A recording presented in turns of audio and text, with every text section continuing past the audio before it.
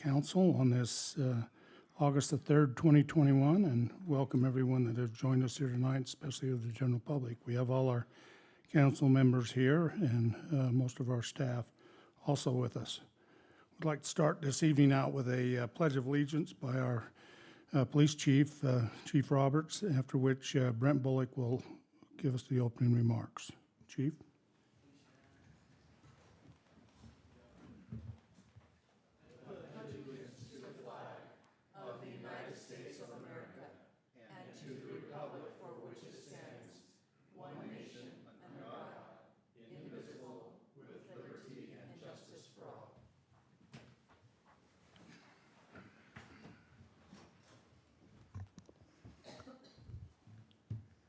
Our Father in heaven, we gratefully bow our heads this night and ask for the blessings to be upon us as we ponder decisions that come before us.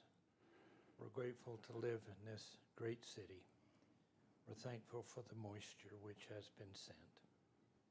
We ask that there will be patience and kindness today. We're grateful, Father, for this opportunity that we have as citizens to participate in this process. And ask that thy Spirit would be with us this night, and do so in the name of thy Son, Jesus Christ. Amen. Amen. Thank you, Brent. Chief Roberts. Now ask for approval of our meeting agenda this evening, and I think we have only one change that we of our two public hearings this evening. 9A has been postponed indefinitely. Is that correct, Scott? Yeah, yes. Is any other changes? No other changes. So I asked for a motion to approve tonight's agenda. Mayor, I make a motion to approve tonight's agenda, noting that 9A has been continued. Okay, we have a motion by Councilmember Jensen, a second by Councilmember Lamone. All in favor, say aye. Aye. Any opposed? Motion carries. Thank you. We'll now move on to our open session this night, and I will ask the public that are here this evening, so you're aware, if you're here to have an open session and it's dealing with the zone change in our public hearing, we ask that you would please wait till the public hearing, and you'll have that opportunity to come forward. So I invite anybody else to come forward who would like to address the council at this time on any other matters.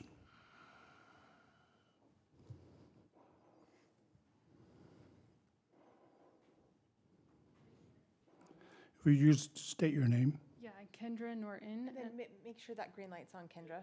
It is. Okay. My name's Kendra Norton, and I live just off of 30th and 1000 North. And we are having a lot of issues with speeding and dangerous driving because we have a lot of renters up in that neighborhood. And I'm just wondering if we could get the speed reduced because it's a dead-end cul-de-sac, a small cul-de-sac. Like, I'm wondering how we keep our kids safe from not getting hurt. There's been skateboards hit, there's been drones almost hit, and we've tried to talk to all of these renters that are renting, and they don't care. It's if your kid runs out in the road, that's not my problem. Okay, what was your address again? Sorry. 375 East, 1000 North. Okay. Okay, is that all you have Yeah, right now? that's all. Would you get with Chief Roberts and just tell him if you'd like to step out in a minute, he'd like to talk to you about it. Okay. And just your concerns there, and he can go forward with that, okay? Thank you. All right, thanks, Kendra. Chief. Anyone else that'd like to come forward and address the council? If not, we will now close our open session. More coming. Oh, one more? Okay. My name's Dewey Lundahl, and I'd like to, if you have any things that are coming up on committees or something like that, I will volunteer to be on those committees, or especially concerning the planning commission or whatever related to that. So I'm putting it on record. Okay.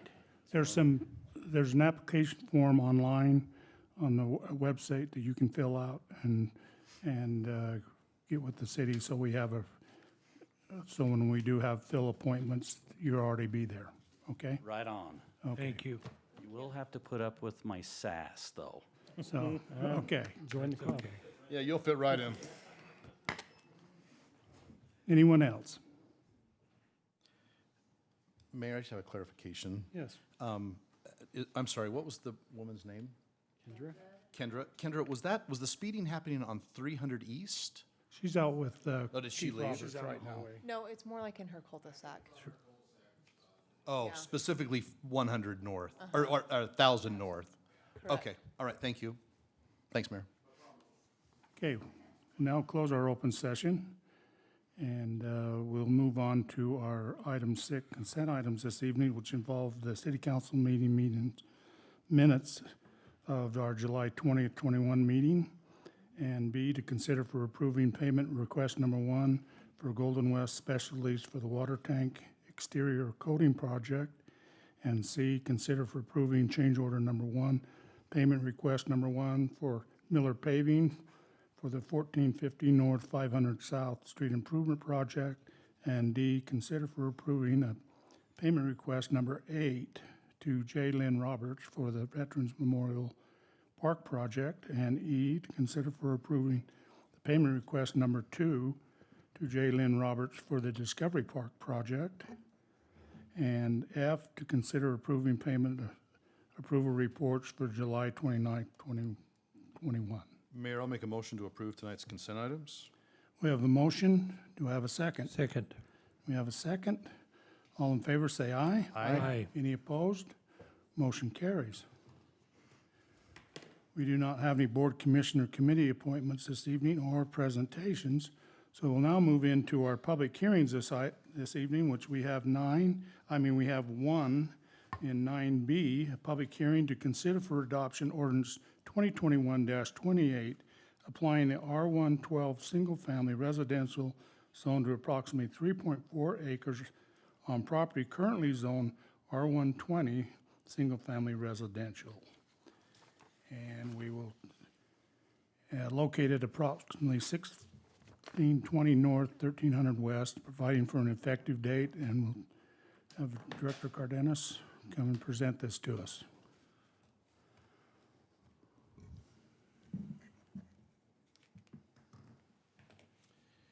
I'm gonna connect to, okay, let's see. Can you guys hear me on the back from here? Yeah? Okay.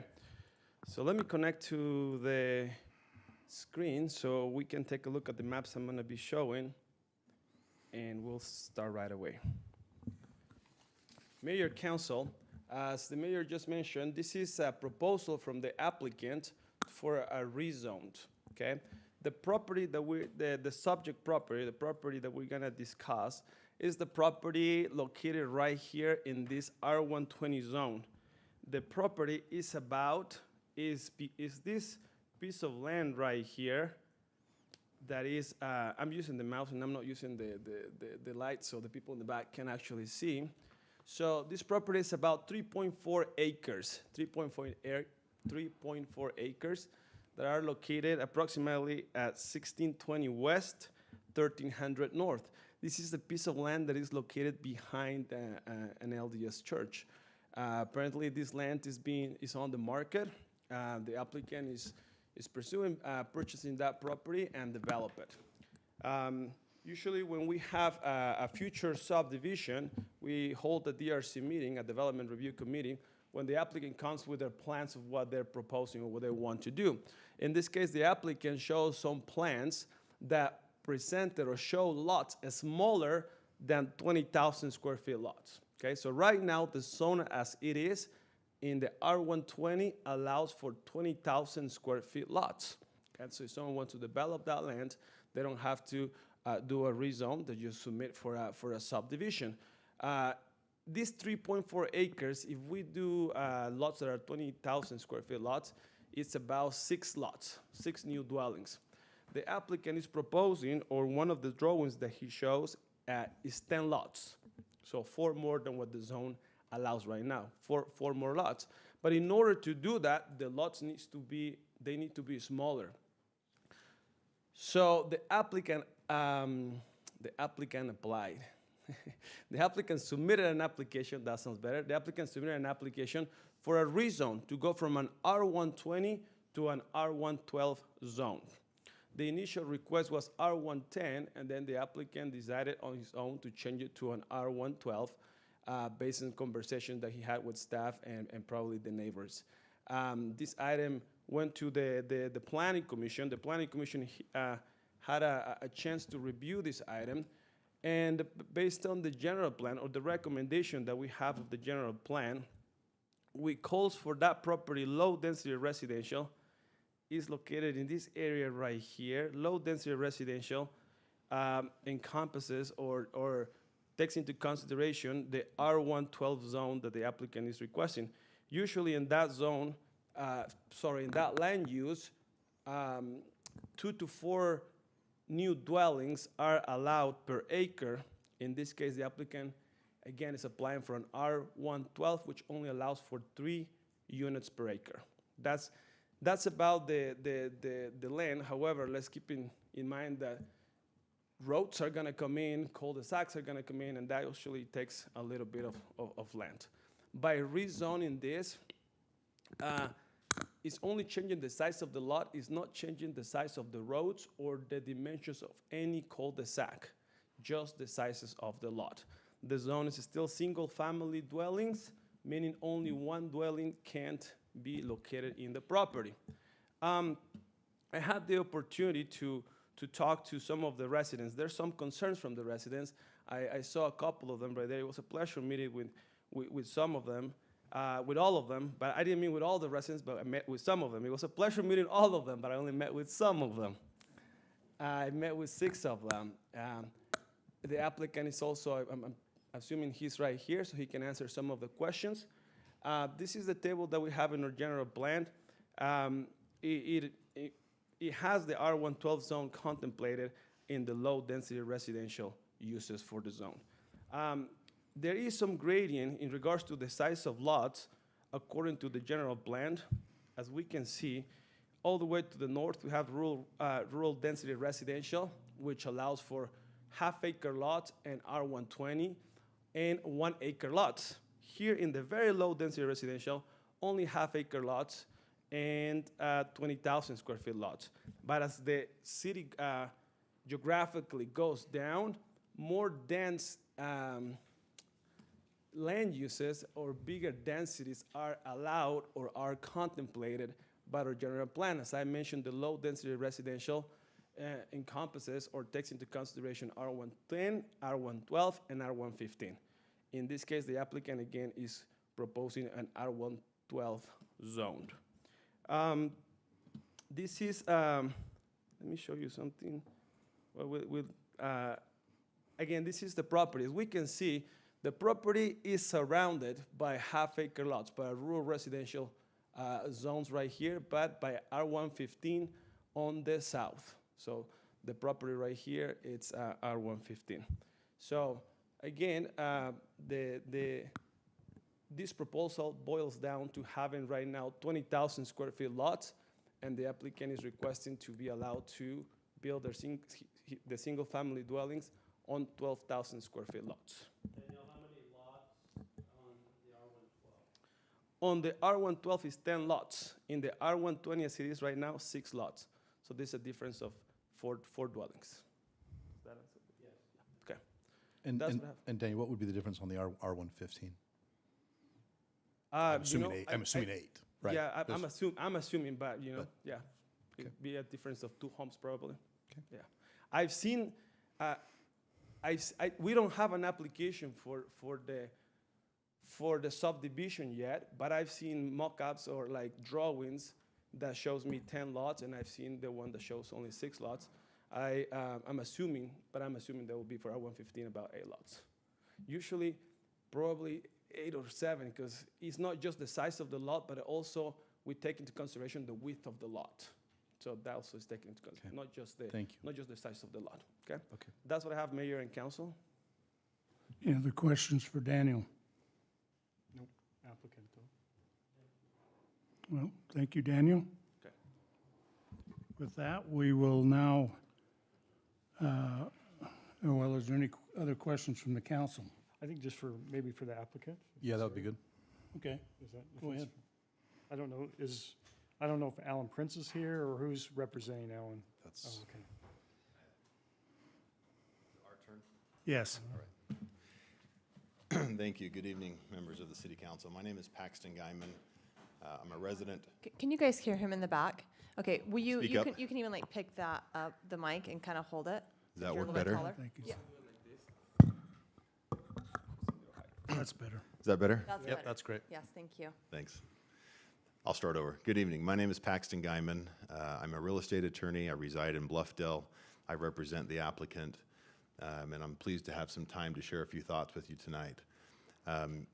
Probably to give you a little bit of background, the property is currently under contract to be purchased from the LDS Church, and as part of the contract, the church wouldn't approve the contract unless they also approved our proposed development plan, which showed for 10 lots. So I know they're not here to speak for themselves, but I can certainly show you the contract that would show you that they are comfortable having a 10-lot subdivision next to the meeting house. Now, for what that's worth. I do want to focus, though, on a couple of things that I think are very relevant for your decision tonight. As I think your staff member pointed out very effectively, our request is to change the zoning so that we can get 10 lots instead of 6. Right now, under the current zoning, we comply with the R120 zone to get 6 lots. So you couldn't deny that as long as we complied with the subdivision ordinance. By getting the zoning changed to R112, we can fit 10 lots in there. Now, these are going to be beautiful homes. I know that a lot of people in the neighborhood are concerned that allowing smaller lots of 12,000 square feet might detract or diminish their current property values, but I can assure you that is not the case. Candidly, in today's development market, a 12,000 square foot lot is actually not a small lot. We are seeing, in my practice, I represent builders and developers that are doing 12 to 16 units per acre. That's high density. What's key here is that with a 12,000 square foot lot, we're going to be able to build beautiful homes. And we're not just forcing people who buy the lots to use our builder. We're actually allowing people who buy lots to choose their own builder. And if you're familiar with our market, that is a very unique feature that is a public benefit for people who want to live in this area, choose their own builder, design their own home plans. It's a unique offering. We can do that here. I want to talk for a moment about the benefits to the community. It's not just having a nice new project. Right now, you've got vacant land that is not being put to economic use. There's no tax base, there's really nothing of value coming from that property to the city. By building beautiful new homes, you will have increased values to the surrounding properties. You will have increased tax revenues. You'll also have people who want to live in this area, stay in the area, but want a new home on perhaps a smaller lot that doesn't require as much water or irrigation or maintenance. They'll be able to buy a new home and stay in the area. That is a public benefit. You have an important decision to make tonight. You're going to hear a lot of opposition, even though it's only 4 lots that we're asking for an increase here. 4 lots. We're not asking for 40, it's 4 lots. But you're going to hear a lot of opposition from the neighbors. And I don't fault them for wanting to express their concerns. That's part of the benefit of this public process. People get to voice their opinions. Freedom of speech, we recognize and I think applaud that. But take a step back and ask yourself, are you going to make a decision tonight about this rezoning application that's guided solely by public opposition, or will it be guided by your general plan? And I would suggest that the general plan is a very important document to consider. I'm not sure how many of you have been involved in preparing or approving a general plan, but it is, I can see you nodding your head, it is a lot of work. A lot of study, research, policy analysis goes into deciding what is our general plan going to allow. And if somebody like us comes in with a rezone application to rezone property in a way that complies with the general plan, as a general matter, that should be given great weight. Why? Well, because it ensures consistency. It ensures that you make zoning decisions based on what the city council approved when they adopted that general plan, irrespective of whether you like or dislike the applicant. It allows for consistency. Here, the general plan designates this area as low density. it specifically says that's between 2 to 4 units per acre. Our application for 3.4 acres would allow for 10 units. That's slightly below 3 units an acre. It's right in the middle point. The point there is that this application is directly in compliance with your general plan. I mean, if we can't get this rezone approved, given the nature of the general plan, then essentially the general plan doesn't offer much guidance. It's not given much meaning is what I meant to say there.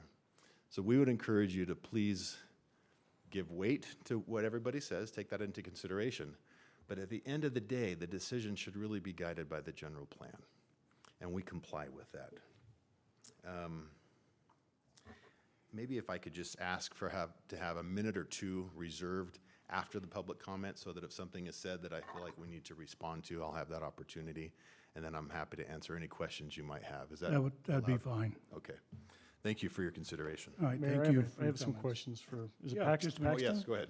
So, and these may be simple. So are you telling me the church told you 10 lots or nothing, or else you're not going to be under contract? Is that what you're saying? No, I'll tell you what that means.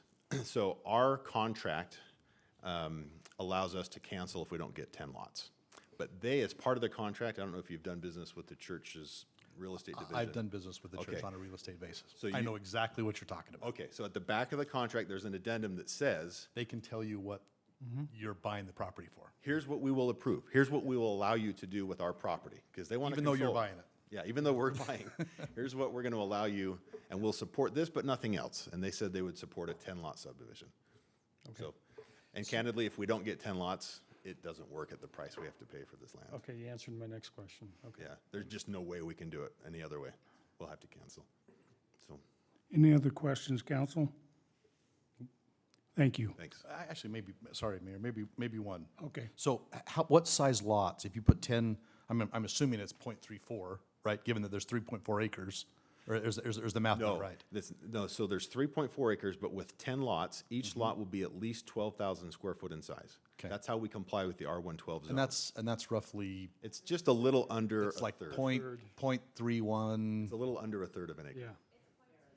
.27. 0.27, Okay. yeah. Okay. So it's a little more than a quarter acre. I guess Okay. that's probably a more accurate way of saying it. Yep, thank you. All right, Okay, thank you. thanks. With that, no other questions from the council. We will now open our public hearing and invite anybody to come forward, and you'll have 3 minutes to address the council, which there'll be a clock up here. And I would like to just give everybody the opportunity you'd like, but if you, as it goes on and we're just still talking about the same issues, please consolidate them and in the interest of time tonight, but we will give you all the opportunity. Please come forward and give your name. My name is Don Finlayson. Not only am I a resident, but I'm also a retired architect, 45 years experience, about $6 or $7 billion worth of development in the western United States. Not my first rodeo. I'm glad the applicant talked about the general plan, because that's where I would like to start. You do have 3 minutes. Do you understand that? I understand that. I have been asked to speak on behalf of the neighborhood, and if you will indulge me just a little bit, I would appreciate that. Okay, We'll reduce the amount of time you have. okay. It is very clear from your general plan that the objective of the general plan is to create this zone or this area to be a transition between the very low density and the higher density to the south. And if you would go to the next slide, as a transition area,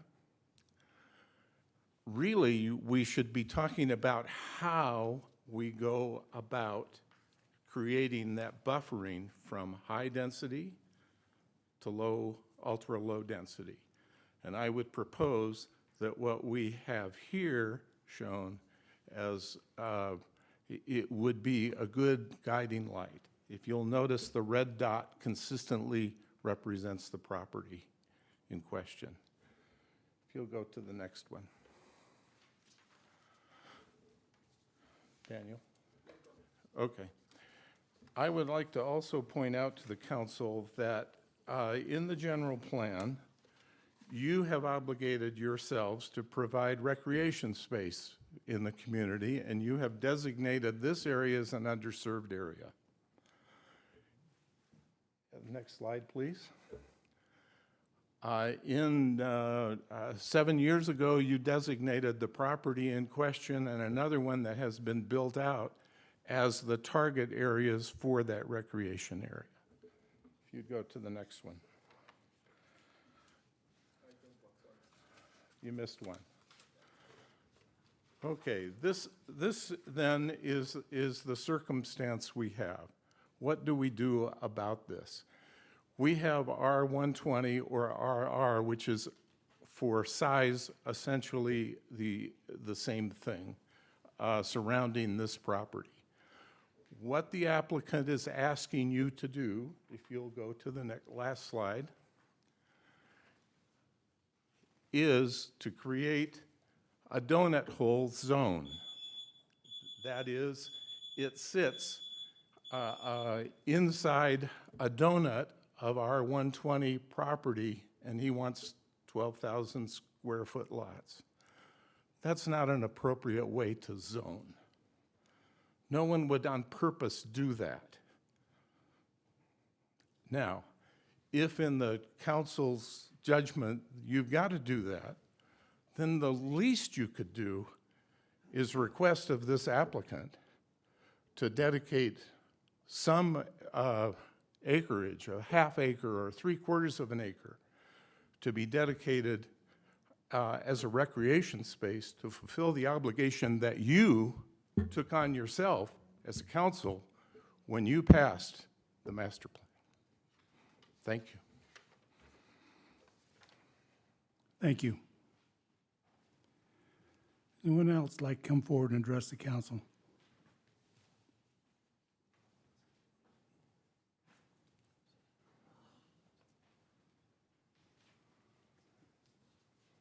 Hi there, my name's Dennis Patton. I live next to the property. I know that the Planning Commission recommended that, you approve this. And I have yet to hear a reason why we should approve it. I came to the meeting last time, I didn't say anything, I didn't worry about it. But at the end, I realized that it was gonna be rubber stamped whether we showed up and talked or not. So I really appreciate you coming and listening. I know at least one of you would like to be with their dad tonight watching the 800-meter finals. But I appreciate your time, and I appreciate you listening to us. This subdivision, surrounded by R120, church on one side, the building trends today, if they put that many lots in there, they're gonna go 2-story. If the lots are a little bigger, there's a possibility they'll hold them to 1-story like most of the rest of the houses around. I think it would have a huge impact on this area. It would just be a pile of houses there. There'd be way more houses than there need to be. There're way more cars, way more everything. And it will definitely have an impact on we who live there. So I realize that the developer has costs. The asphalt, the sidewalk, the sewer mains, the water mains, they're fixed, whether they put 10 lots or 2. It's the same cost. But I don't think we should make a decision based on what the profit margin is for the developer. The church specified no more than 10 lots. 6 is less than 10 lots, is no more than 10 lots, I should say. So it fits. They're not saying build 10 lots, they're saying don't build any more than 10 lots.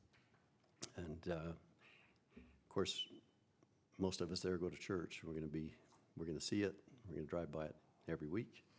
It will definitely have an impact on the neighborhood, and I would ask that you consider declining this. They say the Planning Commission recommended it, but I don't know, I wasn't impressed with that meeting at all. Anyway, that's all I have to say. Thank you. Thank you. Thank you.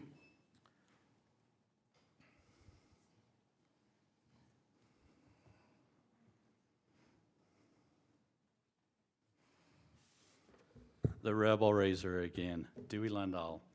Okay, what I'd like to express is the understanding that we have gone to the Planning Commission, and then we also yesterday met with Daniel over here.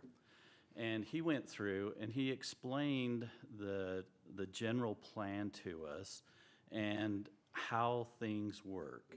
He was very professional when he was doing it. He presented both sides of the story, or the evidence per se, in pertaining to what is going on.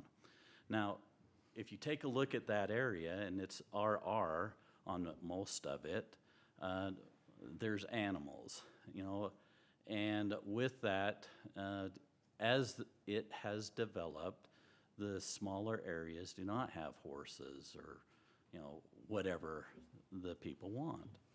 And so in reference to that general area, part of the reason that had myself and my family to move there was the ruralness of it. And we thoroughly enjoy that ruralness to it.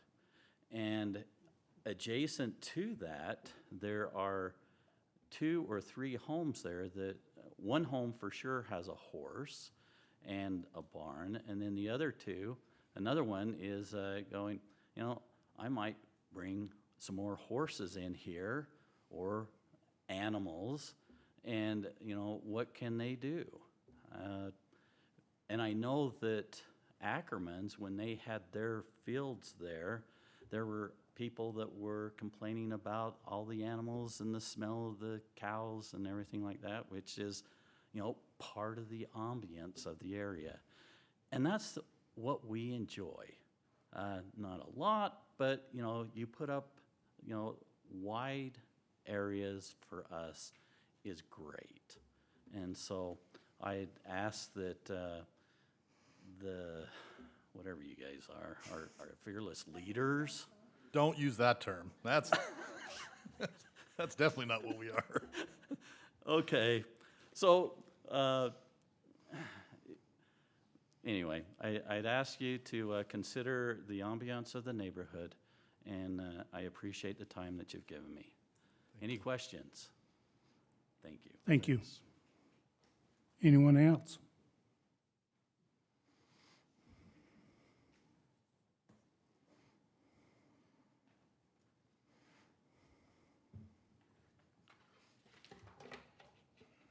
Good evening. Could we have, please, the slide showing that low-density overlay application between 1100 North and 1800 North? Could that be, there it is. There. Thank you. Would you state your name? Yes, certainly will. Good evening. I'm Ernest Bramwell at 1250 North, 1200 West, a 31-year resident. Ernest, just pull that mic just right. There you go. You're able to hear me? That's better. there you Uh-huh, go. thank you.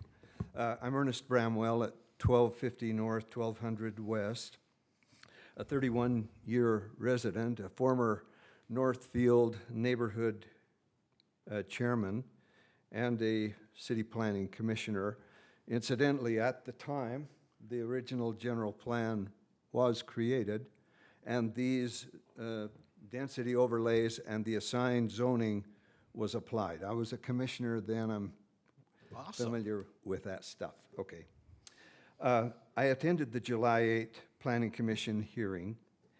I was surprised by the commissioner's casual dismissal of residents' concerns, which, with almost zero discussion, the commission voted for the requested zoning.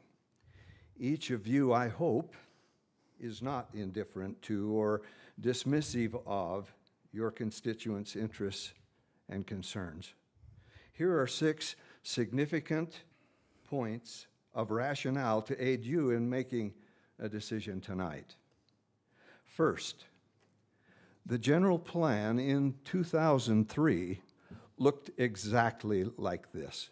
That's when the surrounding properties were developed, other than the RR. it looked exactly like this. That is, the area surrounding these 3.4 acres could have been zoned R110 in 2003. For good and sufficient reasons, it was zoned R120 by the Commission and the City Council. Second, those reasons for R120 zoning back in 2003 are all still valid. Third, today there are at least 10 more surrounding properties than there were in 2003 with which the requested zoning is incompatible. Number 4, if the LDS Church had not reserved double the space it needed for a building, the subject 3.4 acres would already have been developed at R120. No surprises. Number 5, existing homes around the 3.4 acres are principally single-level structures. Excuse me, I got the shakes. Judging by strong current building trend, new construction will be 2 stories above grade. With the requested zoning, these current PG residents, your constituents, will have almost double the number of neighbors looking down into their backyards. What's more, new neighbors will be even closer to existing homes if requested zoning is allowed. Number 6, the subject 3.4 acres is very developable, and it will be profitable at R120. A look at the North Leslie Circle development immediately to the north will attest to this. The requested zoning does not complement the area. Instead, it seeks to profit from the setting of this area.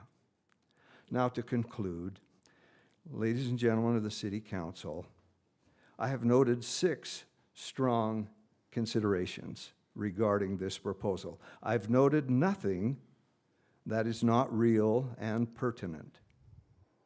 The current general plan has not opened the door or provided any new justification for the requested zoning. The general plan in 2003 was just like this. And the City Council and Commission, with that density allocation, assigned an R120 zone. Okay. So the current general plan... Wrap it up real quick. You're way over your time, so you got to wrap it up. Thank you. In fact, there are even more reasons today than there were in 2003 to apply the R120 zoning to these acres. I believe respect for the precedents set by this body in 2003 and accommodation of these residents' legitimate interests and concerns requires a denial of the requested zoning. Thank you. Thank you. Mayor, can I ask a question from Ernest? Yes. Is it Ernest, is that right? Yes. So Ernest, Well, really, we don't want to. okay, that's fine. We do don't that. ask do that questions. I'm sorry. Afterwards. Okay, we'll do that first. I thought you was going to ask it between. Oh, yeah, us, so. we'll do that Okay, first. thank you. Anyone else like come forward?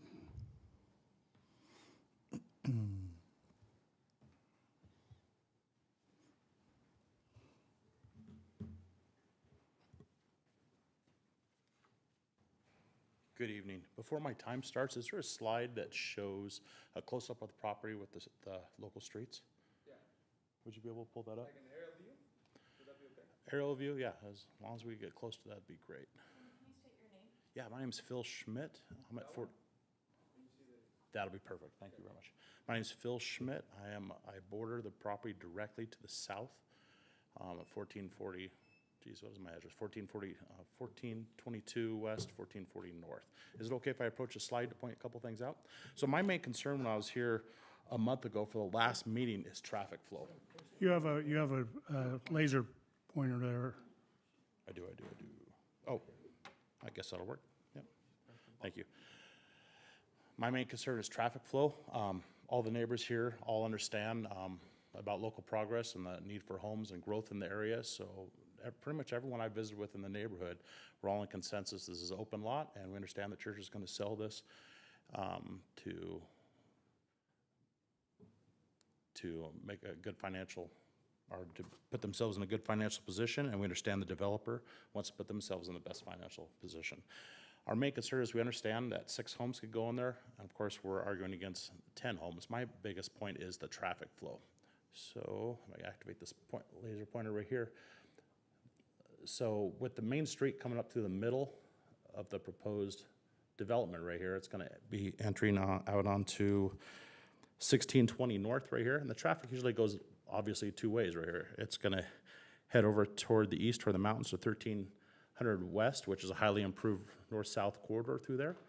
And then it also heads over to 1520 West, which is the north-south corridor on this side. So most people, if they're heading over to American Fork region, to any of the schools over there or the shopping over there, travel this way, and they enter up on this street right here. Now, my biggest concern is traffic. Has anyone from the council been out to this lot? Yeah, Okay. So has anyone traveled on this street right here? yes. It's highly residential. So if, over in Saratoga Springs, where I work on development, we figure for single-family dwellings, we figure 6.4 trips a day when we figure out traffic patterns over there for our development. And if we add that to a single home, that comes out to 2,329 trips per year for an average family.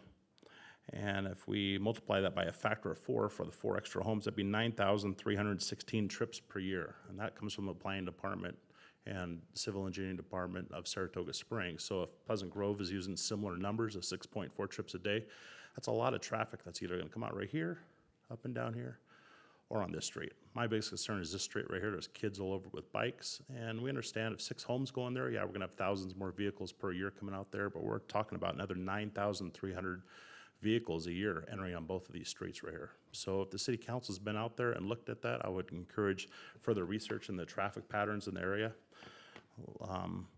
and possibly look at tabling this for a little more further research. Thank you. Thank you. Anyone else like to come forward?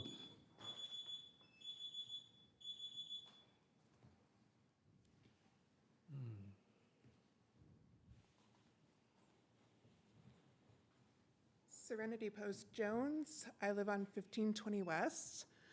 And I would like to add to Mr. Schmidt's thing about 1520. I've lived there for 15 years. We have had no road maintenance there in the entire time I've been there. That road is a bladder check. So to add that many more vehicles to our street is just insane. I'd also like to add that where it meets with 1520 West, there is no stop sign. The people that live directly across from that street, their home already floods. So that street gets plowed one strip during the wintertime. It is not fully plowed. If it is fully plowed, it will flood that person's house every single time it gets plowed. So I do not support putting this kind of zoning in the middle of our neighborhood. We moved there because we like the half-acre lots. It is our responsibility to keep open land. So if we build everything up, there will be no more open land. We need to have open land for our kids to play on. Okay, thank you. Anyone else like to come forward?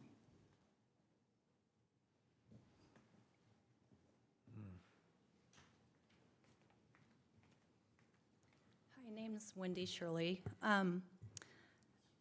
I hate this kind of stuff. I'd rather have a conversation to tell you the truth.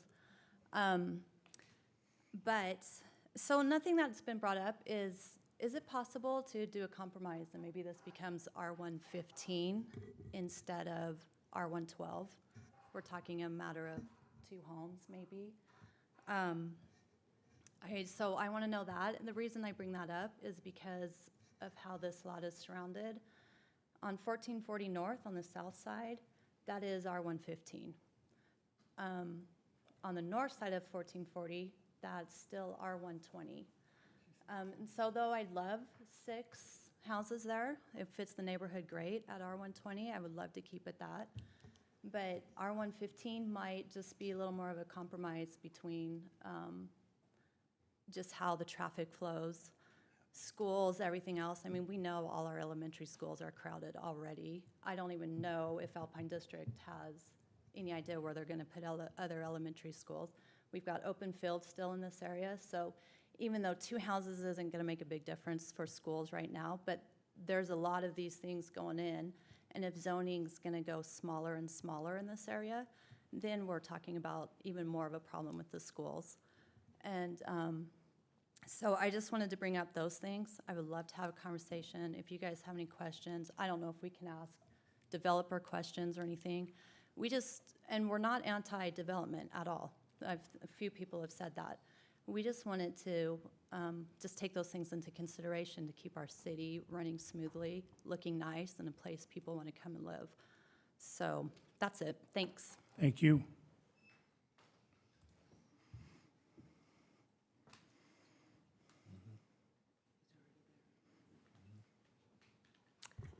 I'm Diana Lundahl. I live over on 1520 West. So a couple things that haven't been brought up was a lot of these homes also that live in this area also have apartments in their basements. So any of these homes that go in could actually have a double occupancy, being that they have additional people that actually go in and are in that area. Another thing is also, if you go to a very small lot size, so those people who are rural residential that have half-acre lots, now you're putting a big disparity between those two sides of the lots. Along with that, though, you could actually have people now that could take those lots and divide them in half and actually sell off half their lots, and so you could actually double. For example, with us, we have a half-acre lot, so if we split it in half, we could actually have 2 12,000-acre lots, or R112. So now you're actually creating an additional issue with having that possibility. I don't know if anybody's thought about that as a possibility, that is something that could happen in there. And so those are some other reasons why we are very much also against this possibility, because it could have even more far-reaching effects than just what is zoned for this is individual properties that are being specified here. And there was something else that I forgot. Oh, when we went to the Planning Commission, we actually had a whole list, I don't know if you've seen that, of people that were against this proposal. And so I don't know if that's been passed along to you so that you can actually see that there's a whole neighborhood support that is not just the ones that are here today, but there's a lot more that are against this. So anyway, thank you very much. All right, thank you.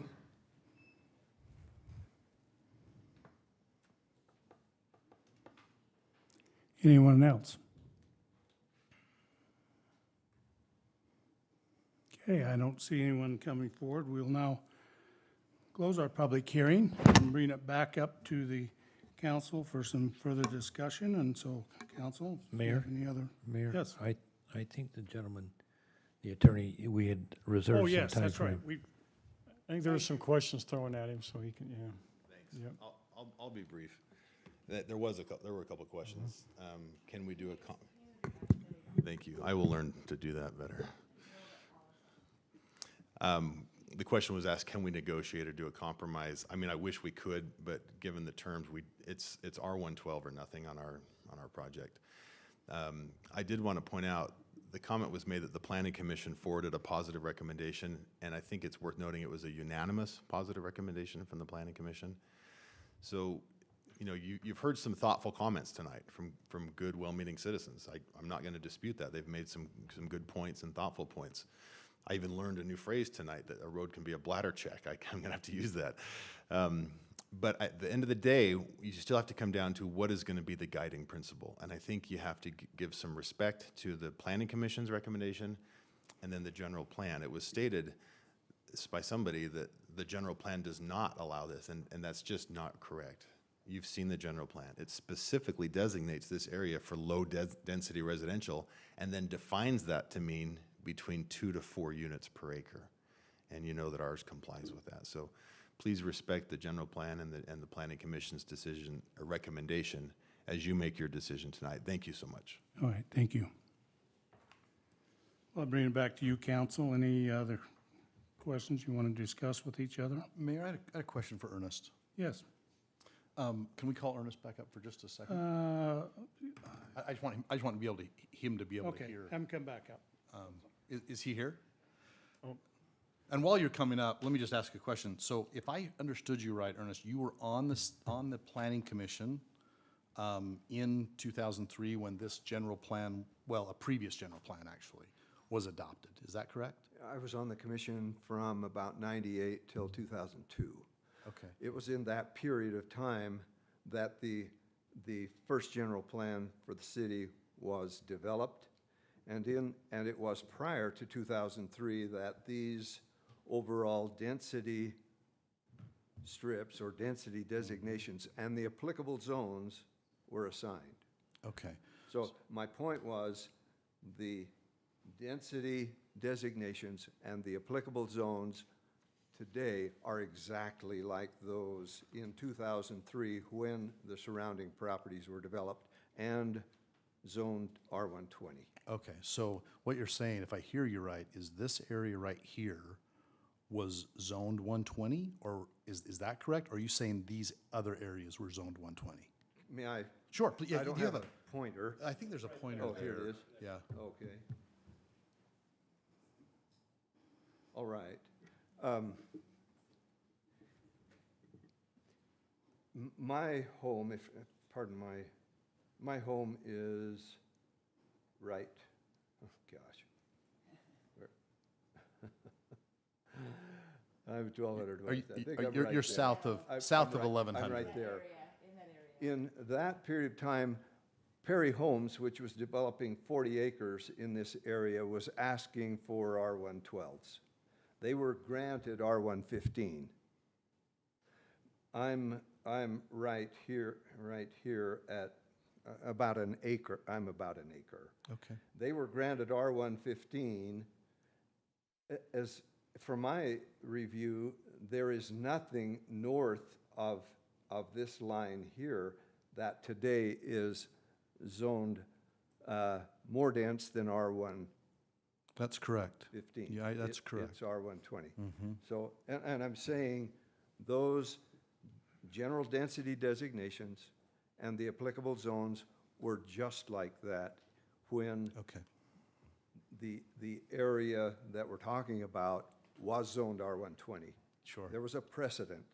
They Yeah. took all of these things into consideration and applied R120 in 2003, roughly. Sure, and then when Perry Homes built those homes, they were zoned again, really, they went smaller to R115. They're R115.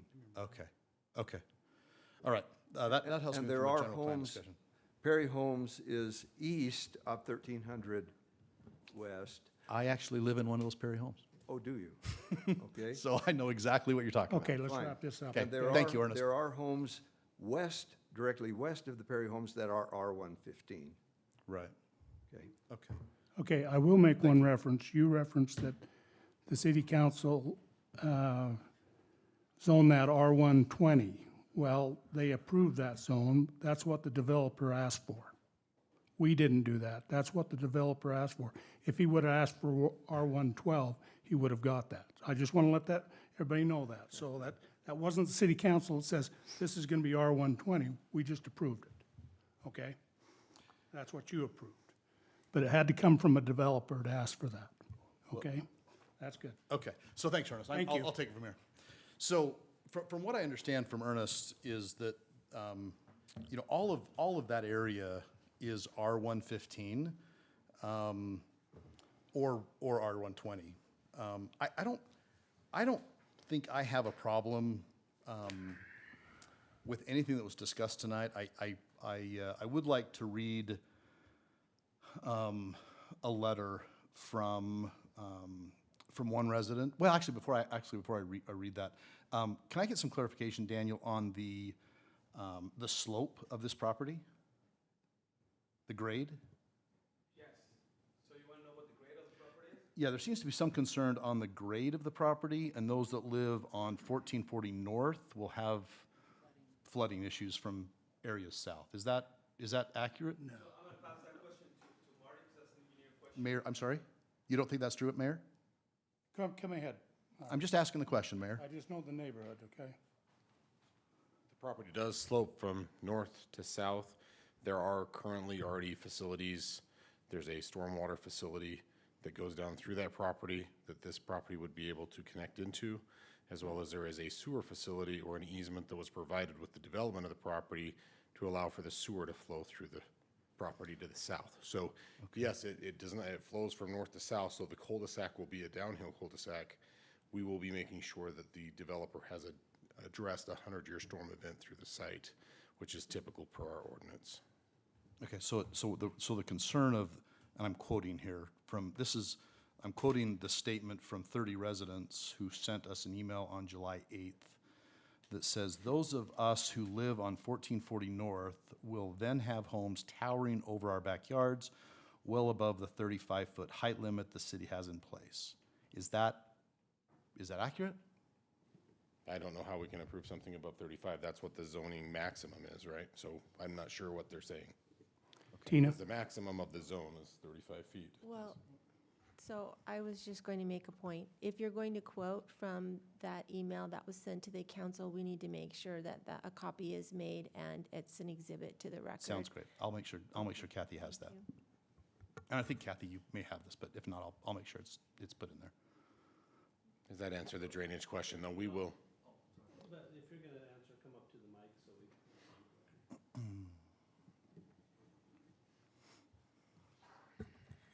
No, so in regards of the height of the building, no, actually, when you have we have something that is called lot coverage, and the bigger the lot is, the more coverage you have. So in an R120, you're gonna have a bigger structure. It's gonna seem taller. It's not taller because the limit is 35, but it's gonna seem a little bigger than an R112. Because there's a certain percentage of the lot you can cover. Of course, as the lot gets bigger, the structure can get bigger. But at no point we ever gonna allow a structure that is taller than 35 feet. When there's a difference in grading, we talked about that a couple of minutes ago, I find the average, meaning maybe one side can be a little taller, but then the other one needs to be shorter. But the way we measure is to the peak, 35 feet. So no structure can be taller than that. Okay, great, thanks, Daniel. Okay, Mayor, I just have one. No, sorry, you're probably, no, excuse me, we don't. What else did you have for Marty? I don't have anything else for Marty. I do have a question, or just even a comment for the council, or maybe it's a question for Daniel. Was in the master plan, is there a potential for a park in this area? Yes. Is there been any thoughts and actions on establishing a park in this area? If you look at the plan, if you look at the plan, there is possible park locations, and I can't remember who stated it, but yes, there are. We have a few. Yes. So the question is, have we done anything with that? Have we? Okay. Okay. That would be a money issue. That's been, yeah. Well, Yeah, park private impact, property. park impact fees should be paying for those. So, this is my feeling, Mayor. We have probably 40 residents that are against this. They all live in this area. They're asking us as our constituents to look at this a little closer and not just a blanket approval. I tend to think that there's problems with the master plan language. I think there's problems with the fact that we haven't thought about a park in this area, that I think further consideration probably is worth listening to our residents on, and that would be my recommendation.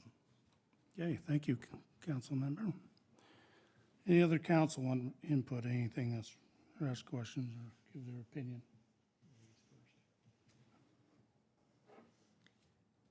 Diana? Yeah. I would love with all my heart to legally approve an R115.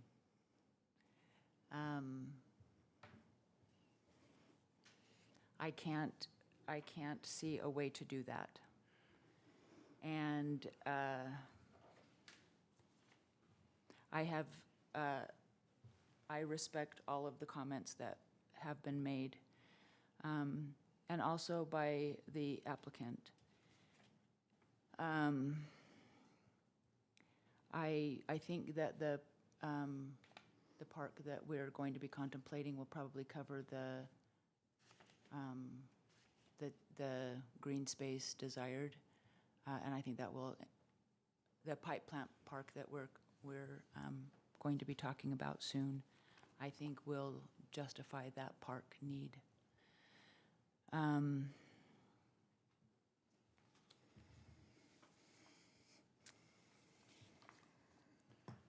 Anyway, so I just wanted to address the park thing. I think the pipe plant will Okay, property.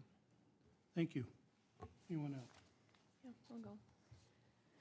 I've been on the council 10 years, and these discussions don't get any easier. And I don't know, I mean, it's a difficult decision that we have. And first and foremost is that we're in compliance and legal with written language that we have in our code and our plan. We had an open field behind our home, and we bought the lot because we didn't want someone to build behind us. And one street over, the open field there was more open fields, and now they're gone with homes. Those people are now our friends and neighbors. Would I love to have the open space back? Absolutely. There will come a day when there will be no more open space in Pleasant Grove. And private property owners have that right to sell their property. And as long as they're within the code and the zone and they meet the requirements, they have every right to do that. And it took me several years on the council to really appreciate and understand that as a private property owner. Is it still hard for those of us surrounding the private property owners? Absolutely. And that's why it's a very difficult decision for us, at least me as a council member. Could there be accessory apartments in those homes? Yes, there could, because that's legal in Pleasant Grove. Dividing the homes, if you have a larger lot, into half an acre, probably couldn't be done because of road dedication infrastructure. It would need to be over a half an acre each to divide those. So that could be something that would be taken off the table. In regards to a park, we don't own that property. A private property owner owns that, and unless they're willing to sell it to the city, and right now we don't have dedicated funds to purchase that, it would not be possible for a park to go in.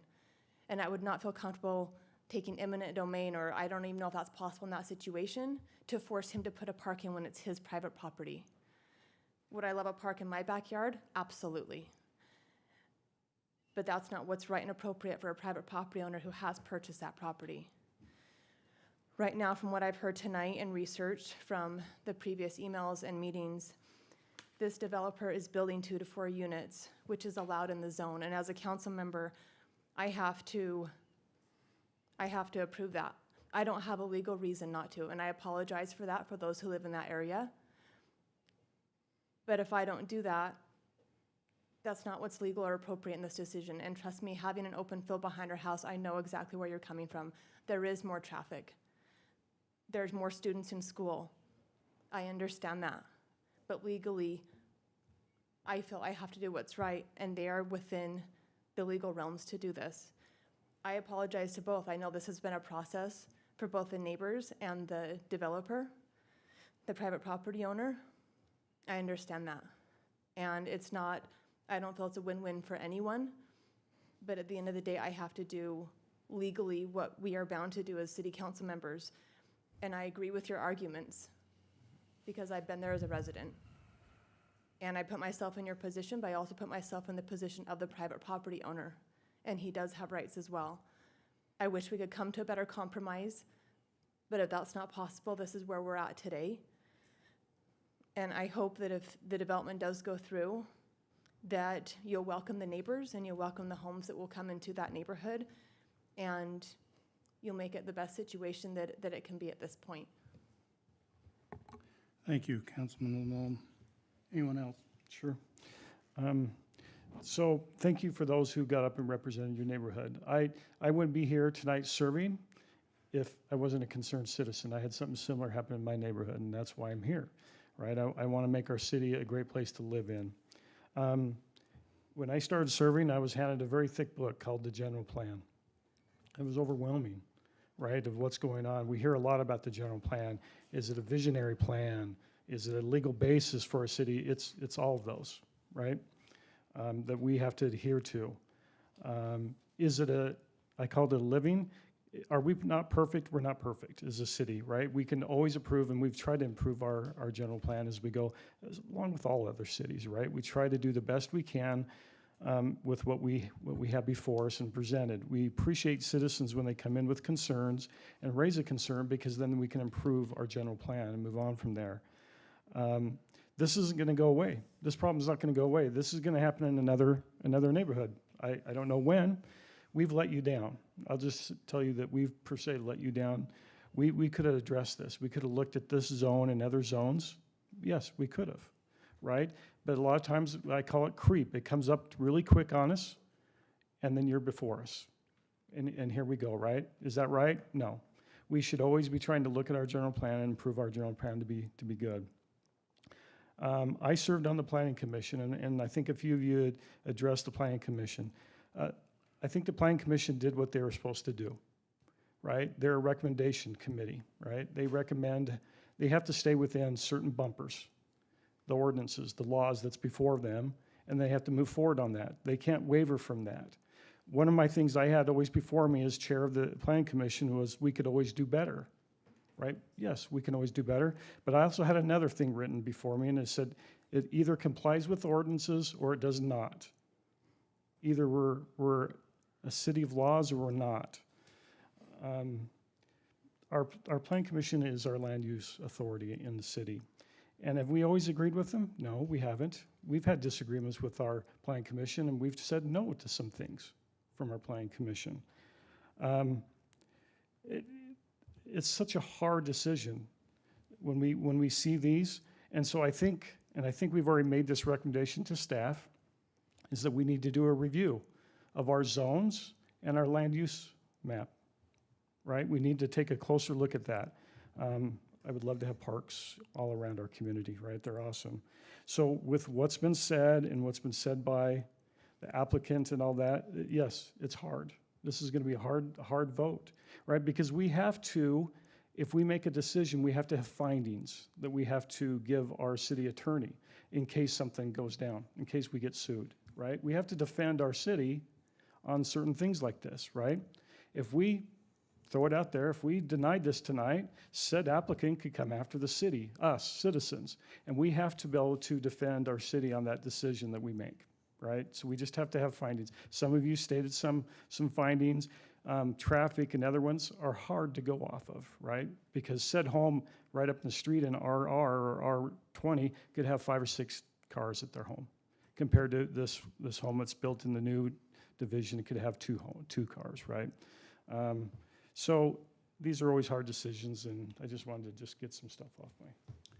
Thank you, Councilman Jensen. Anyone else? I think my only comment, and then I'll kind of be done, is when we as council stop listening to our residents, we cease to become a council. Well, and so, Todd, I've served on the council. I love listening to our residents. That's why I'm here. That's why I serve. That's why our general plan is here. It's an evolving plan, No, right? it hasn't been changed in 14 years. It has been changed, right? We've looked at it. We listen to our citizens every week. And so to say that in general, that a council doesn't listen to our citizens is just totally wrong, right? I love living in this city. I've lived in this city for over 31 years, right? I live right here in downtown. If you want to classify me, you can classify me as a R17. I don't know if that means I'm a terrible person or not, but I love my neighborhood. I had a development happen in my neighborhood that I didn't like, and I got involved. I tried to provide solutions, and does that make me a bad person? I don't think so. Thank you. Okay, council. I'd like to, I have the benefit of being the oldest on the council. And I'm going to say this proudly, that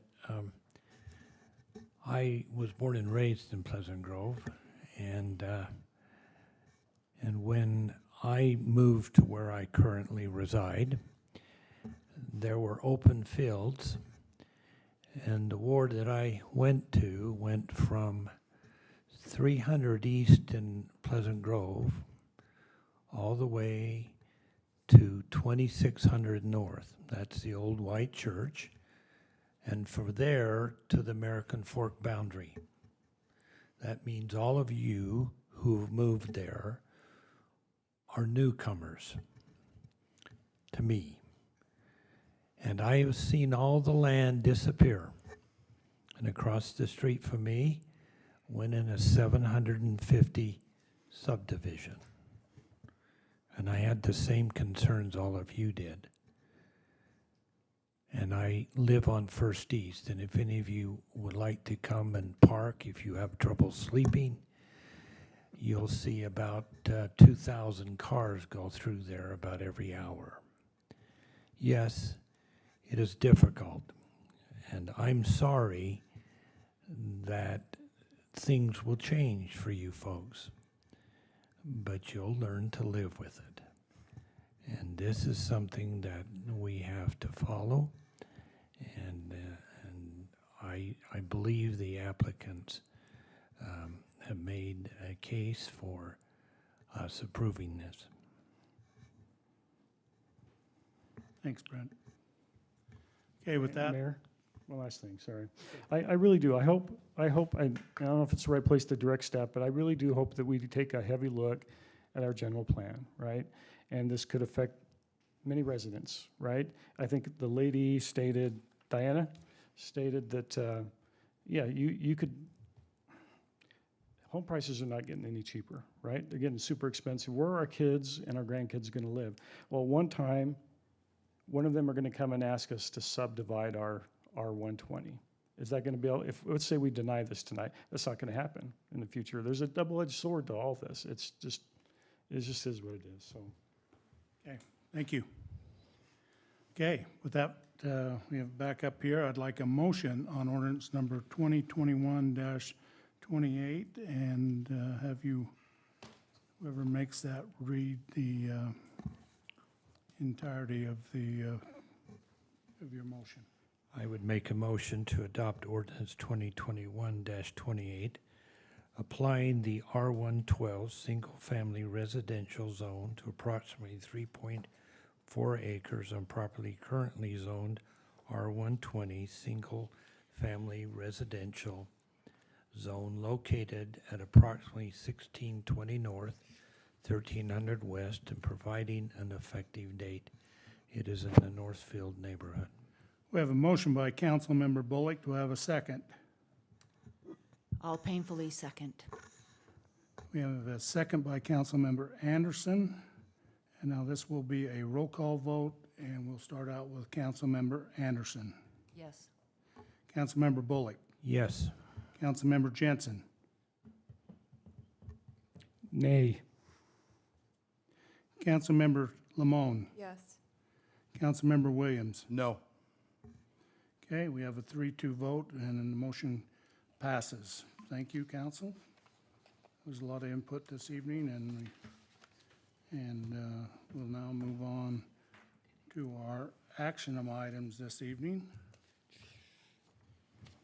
Ready for approval. We'll go to 10A, which is a proclamation designating October 9th as Viking Day and invite all citizens to join in celebrating the spirit of exploration and adventure and exhibited by the Scandinavian people who helped our nation and our city of Pleasant Grove. Our city attorney.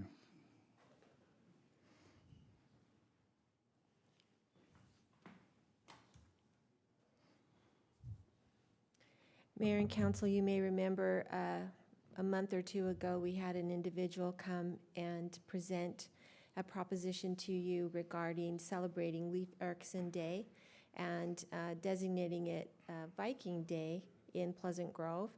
He made a very compelling argument, and council directed staff to draft this proclamation.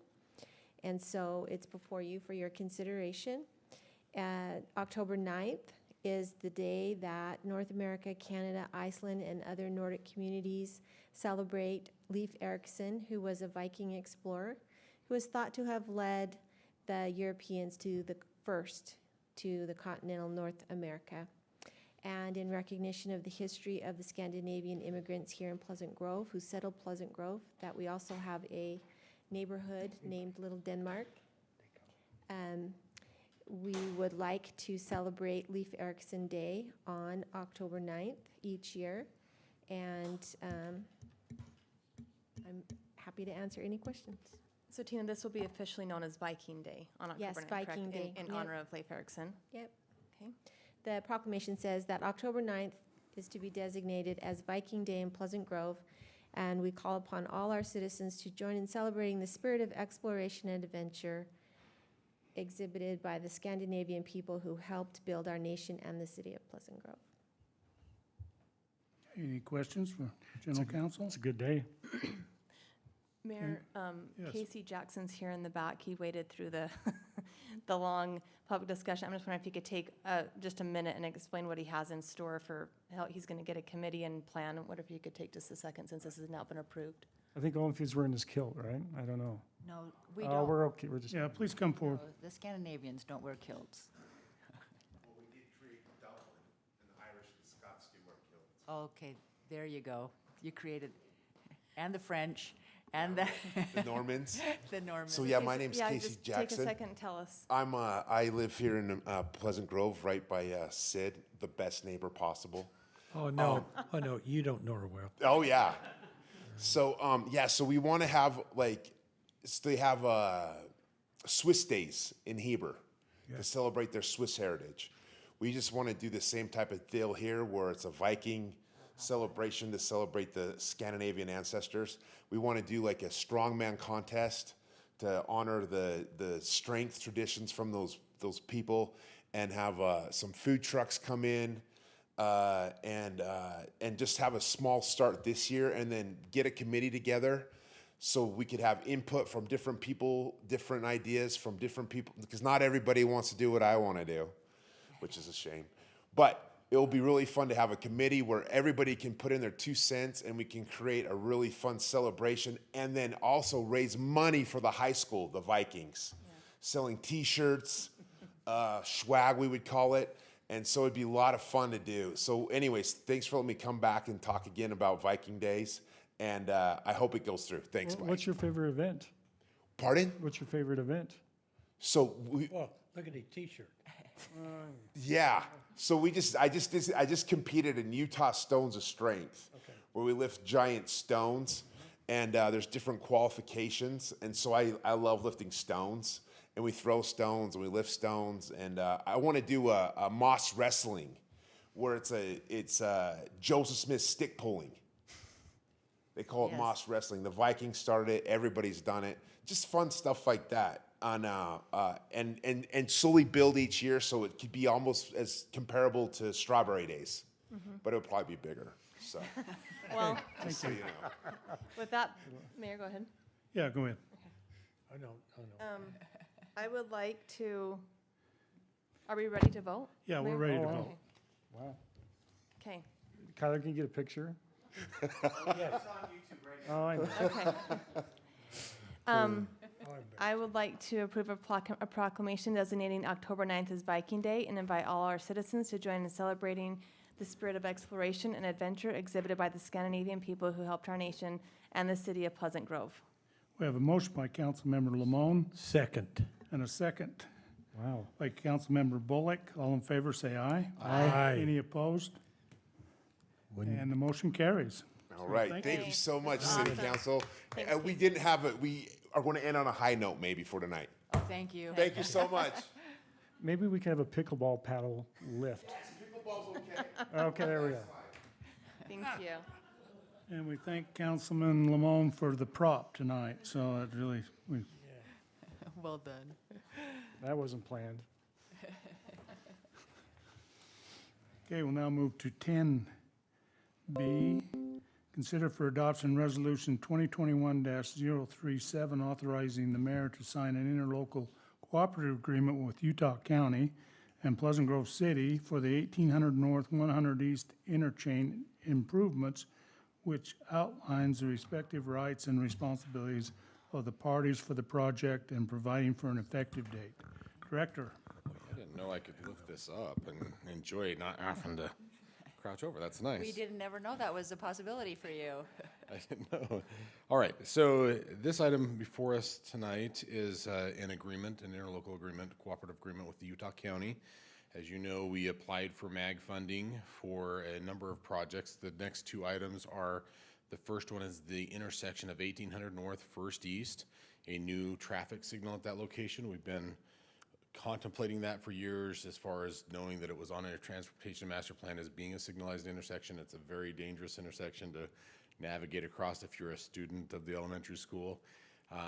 And trying to walk across there, I know it's the hardest one, as I've heard, to staff with a crossing guard. So we were excited to put that forward to the MAG group, and they approved that project. So this interlocal agreement allows us to move forward with the project to award it. We're already about a 30% design level with it. I believe it was 304,000 or something is the county's portion of that. We have 6.7% responsibility of the total project, if that's how the MAG projects work.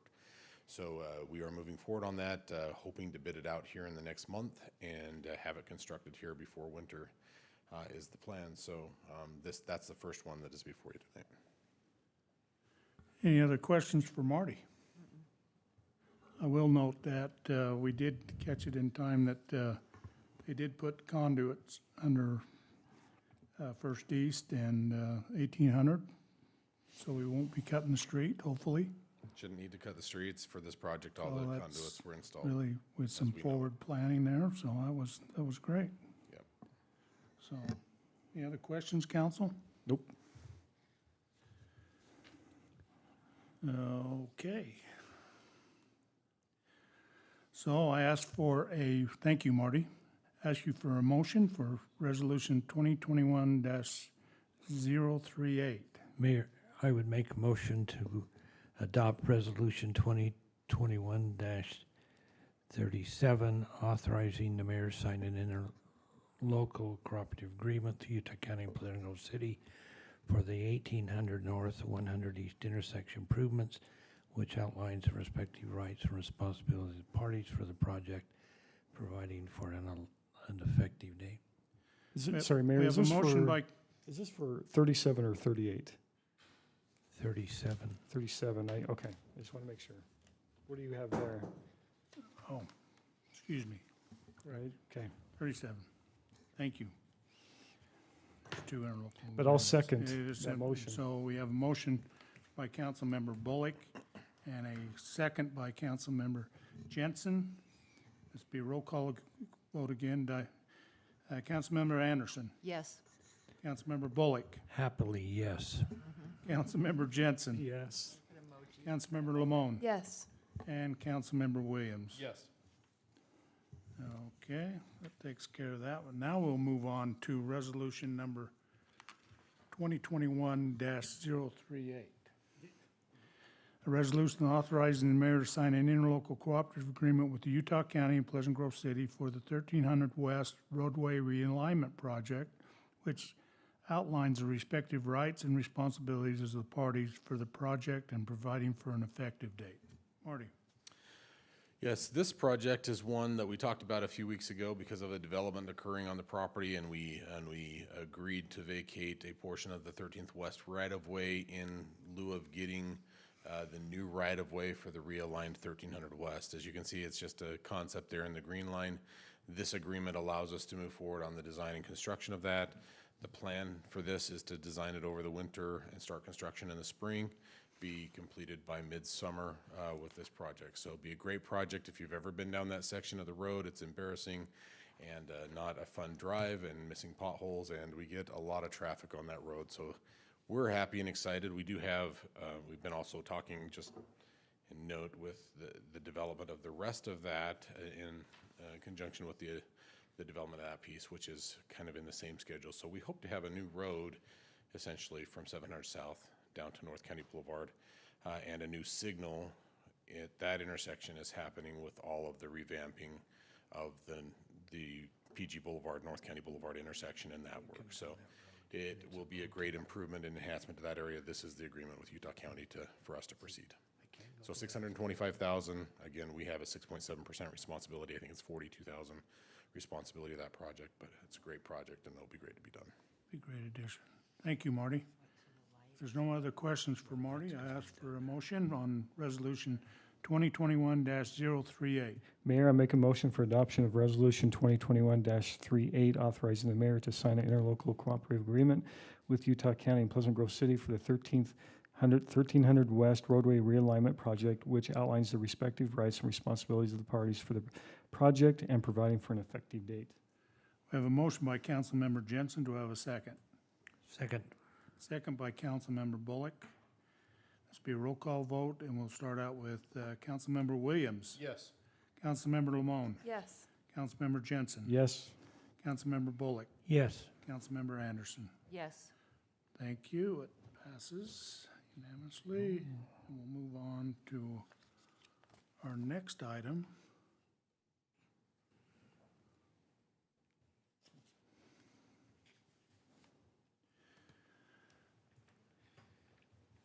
Which is 10D, to consider for adoption Resolution 2021-039, authorizing the mayor to sign five easement agreements with the Utah Infrastructure Agency, UIIA, for installation and maintenance of fiber optic cable and equipment in the following locations: 567 West, 3300 North, 683 North, 100 East, 576 East, 300 South, 485 West, 220 South, and 1032 West, 650 North in Pleasant Grove, Utah County, and providing for an effective date. Director. Mayor and Council, this agreement is the Utopia Hut location agreement. Essentially, in order for them to put their hut facilities on our property, they need to have easements to do that. This agreement would allow these are easement agreements that would allow them to put these facilities and their conduits. This does not allow them yet, and as we understand it, we'll have other easements for power and gas to each one of these facilities, to Rocky Mountain Power and Dominion Energy to their service locations on the buildings. But this is the Utopia agreement that we would be granting them. I'm happy to go to each one of the 5 locations and show you where they're going to be. The picture is a schematic kind of showing the location of that. Happy to show you whatever you'd like to know. Essentially, this is an easement. There is one that I do have to show you because there's a slight modification that will be made, and we need to make sure in our recommendation here that we understand that that one will have a slight modification. So let me just show you that one really quick. So at the Mahogany Park, right behind Mahogany Elementary on 13th West, coming here off of 1010 West, there is the location of that hut. So these are like 10 or 12 by 20 concrete pads. They've got a small building on each one of them, and that one will sit in this location here. You can see there's a power box at this location. That power box goes over and services our pavilions and the restroom. And that power box went through a corner of the easement that they were proposing to put the hut. And so they're going to have to shift it back 10 feet to the north of where this current agreement or this current easement description that is before you tonight. We just found this out this last week, and they haven't had a chance to give us the new easement description. So again, same location, opening up the easement 10 more feet so the power line doesn't run underneath the hut facility or the concrete pad there. So Do we need to say anything in the motion? Just contingent on the. Understand that the exhibit, Okay. the exact legal description will be different prior to replication. Okay. What do these huts look like? 10 by 20. Like how tall? What are they? Yeah, Cement? They have a lot. Todd wants one in his front yard. Kind of like you do restrooms. So Yeah, what do they look like? we had a little bit of opportunity to tell them what we want them. So they've submitted kind of their concept, and then they let us kind of choose. So we've kind of chosen that each one of these are going to match the facilities which they're in. So here at this location, we have a restroom and some other facilities. It's going to kind of match the colors of that. They're a smaller building. I can't remember the footprint. It's like 8 by 10. Very small building. It's got a generator next to it that's on a concrete pad, so that if the power's out, then the generator will kick on and provide power. Orm has like little sheds. It's like It looks If I decorative. had a minute, I could just pull up the picture. I don't have it right before me right now. I guess I'm Yeah, they're more typically concerned that made you're- of You're s- directing that. Yeah. You're Yes. directing what they look like. Yeah, we're able to get in there and give them some recommendations to make sure that it looks good. Dion's probably more of the person directing that than me, as I like square and normal things, so. But Dion will get it straight as far as what we're having in these facilities, so they look reasonable. We've got one right next to the swimming pool building, right there, just to the west of the building.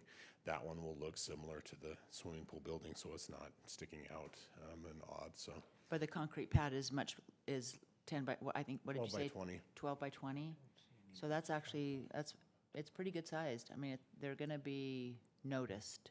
Yeah, but the actual building isn't over the entire Right. pad because they got a generator on almost half of it, and then they got a building next to the generator, so.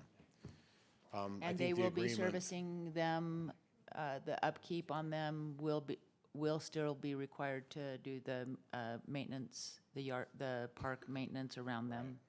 And we have, we met with them this last week.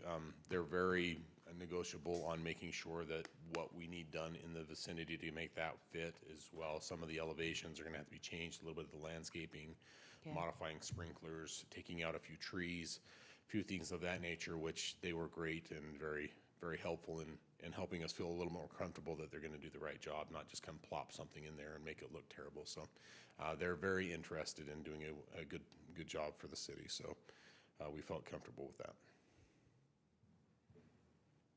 Anything Okay. else for Marty? You good, Dion? Yeah, that was good. Okay, no questions? Thank you, Marty. Ask for a motion on resolution number 2021-039. I make a motion that we approve Resolution 2021-039 as read by the mayor. Okay, we have a motion by Councilmember Lamone. Do I have a second? Second. Second by Councilmember Anderson, and we'll start out with a roll call vote with Councilmember Anderson, Yes. Councilmember Bullock, Yes. Councilmember Jensen, Yes. Councilmember Lamone, Yes. Councilmember Williams. Yes. Thank you. Passes unanimously. That concludes all of our action items for this evening. And I apologize, we're just not as fast as Councilmember Jensen's 2 weeks ago, but as I watched that in my hospital bed far away, but I don't know, there wasn't many people here. Was there 3 of you or 4 of you here? So anyway, but anyway, you did a great job, Eric. Well, now we'll turn our time over to our city administrator and have a review of our August 17th, 2021 city council Thank you, meeting Mayor. agenda. For our work session, we'll be introducing new employees. We'll also be having a discussion on Airbnbs in our community and what that looks like, and get some feedback from the city council on how you would want to proceed on that. Can we add, I need a number 4. I need to award someone. Okay? It'll You- take you 1 need to- minute. You need to do a presentation. Sorry, I need to do a presentation. An award. Would you get with Kathy on your presentation? But you probably ought to let me know what presentation that is so I can approve that. Okay, thank you. Can you just give us a rough 50,000 foot view of the discussion on Airbnbs? Yeah. Daniel, do you want to? Airbnbs, kind of give a brief, high-level overview of what we're going to be discussing in 2 weeks. So, I've been working on an ordinance to eliminate some words for, I haven't seen the helmets, I'm so sorry. That's we were working on an ordinance that we actually continue today about boarding and rooming. So I was just reviewing this, I realized that cities, when they're working on this, they're actually addressing Airbnb. Now, to be honest, in the last couple months, I have received about 50 calls about Airbnbs. And I realized that Airbnbs are similar to accessory apartments. They're there, they exist. And it's up to us if we decide, right now they're not allowed in Pleasant Grove City. So if someone calls and puts a report that someone's doing an Airbnb, we have to get on code enforcement and start working on it. So I would like to discuss and present to you, figure out if there's an appetite for staff to start working on Airbnbs, because right now they're not allowed, and make them similar to what we do with accessory apartments. Allow them, but with restrictions. and I start working and in drafting an ordinance that will address Airbnbs, or if there's not an appetite for it, and then we'll just change the language of boarding what we have right now. Are you talking about Airbnb specifically, or are you talking about VRBOs? We're talking, we call them Short-term rentals. short-term rentals. Short-term rentals, yeah. When you say they're not allowed, is it specific in the ordinance that they're not allowed? Yeah. Correct, and that's what a short-term rental is, something shorter than 30 days. Things like that. Oh, can't rent your house out, okay? You can rent it out, but you Don't get me started on property rights. I was gonna do my backyard. So with that, the state legislature's also chimed in. We'll need to make sure we Yeah. review what they have to say on Yes. what our options are. as a Tina, city. can you, in preparation of that, can you send us the ordinance where it says that residents are not allowed to rent that? That'd be great. Thank you. And the proposal is to write something that allows them, or see if there's an appetite to do that, and then I'll start drafting. I mean, we want to address some things like noise, lights, and things like that, so that's what it is. Thank you, Daniel. Thank you. We have a 7-lot final subdivision plat on 900 West, 1100 North. For consideration, we have a resolution with our transportation master plan update that we've been working. UDOT's helping fund some of that, is that correct? So this is, we're getting funding from them to help us with that, so this is our agreement with them.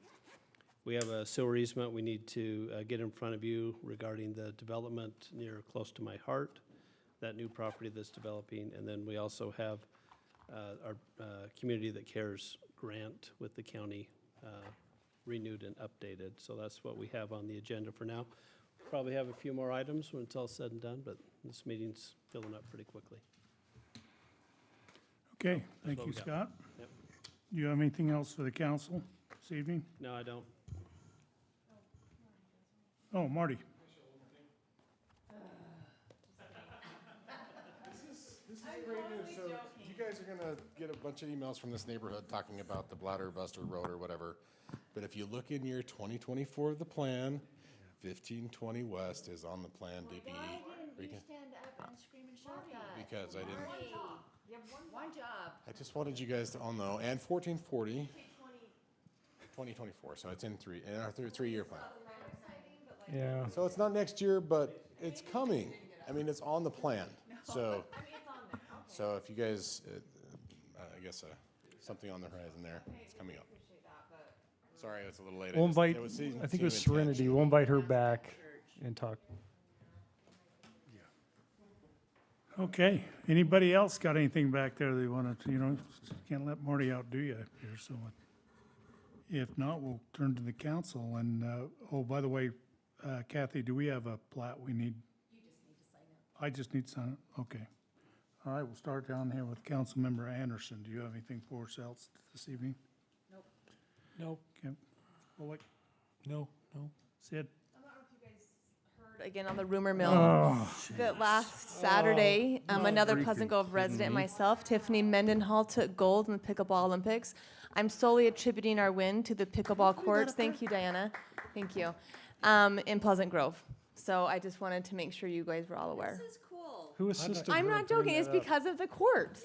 Kylie, did you help her I put would that like up? to make a motion, Mayor, that you not allow her to speak. okay. We have a second on that? It's on.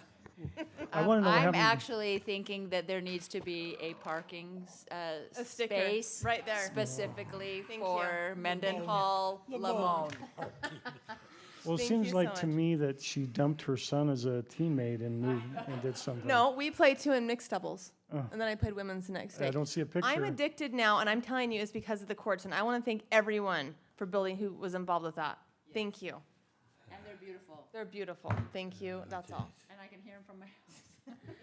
You really ought to think about getting a life sometime. I got one. Okay, all right. This is a good life. Yeah. Councilmember Jensen. I don't have anything from the chamber per se. There's a few things coming up, but we just haven't heard on the ribbon cuts, like, oh my gosh, the taco place. Oh, Jurassic Tacos. He's, it looks like they're all finished in there, but I don't know if he's waiting on certain family, I don't know. Where's that at? It's right next to Jimmy John's. So, They're good. Oh, really? We're all Yeah. waiting. Yeah, he's done a really nice job in there. It looks really nice. And then I have to apologize. I didn't tell you why I said nay, and so I'll let you know. I just, again, it goes back to my quote when I was on planning commission. I think we can do a better job, and I think myself, I let these citizens down.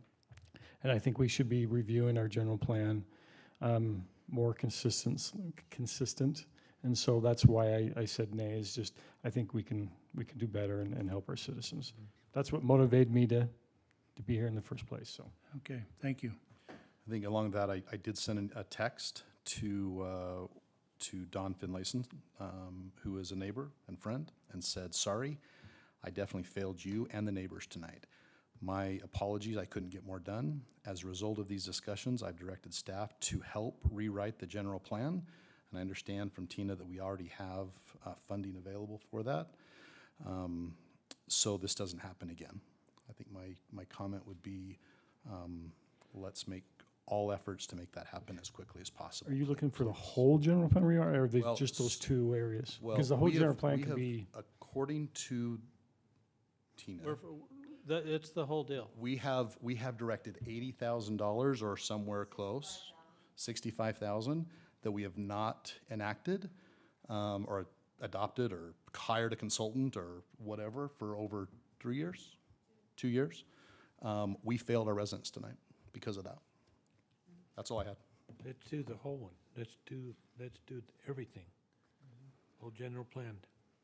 Yeah, we did it 2 years ago. Let's get it done. I'm not sure why we're waiting.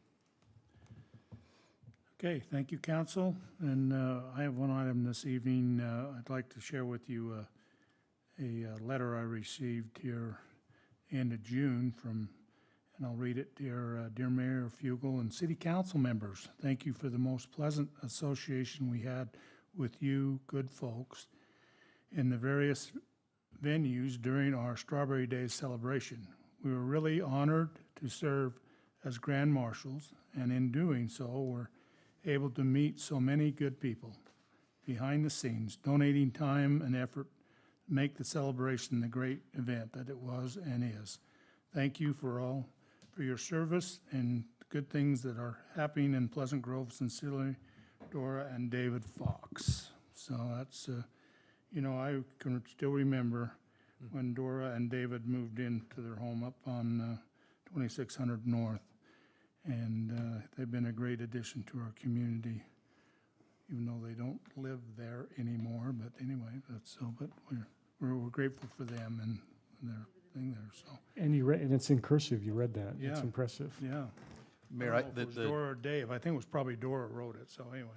2 weeks after, 2 weeks after Strawberry Days, I had a chance to run into the Foxes at the Red Barn in Springville, and getting ice cream, as we were all getting ice cream, and they couldn't stop talking about what a wonderful experience that was for them, and how wonderful it was to meet city staff and residents, and so they're lovely people, great people.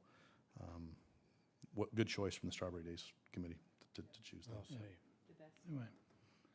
So with that, if there's no, anything else, council, I ask for a motion to adjourn. Mayor, I'll make a motion to adjourn, please. We have a motion. Do I have a second? Second. Second. All in favor, say aye.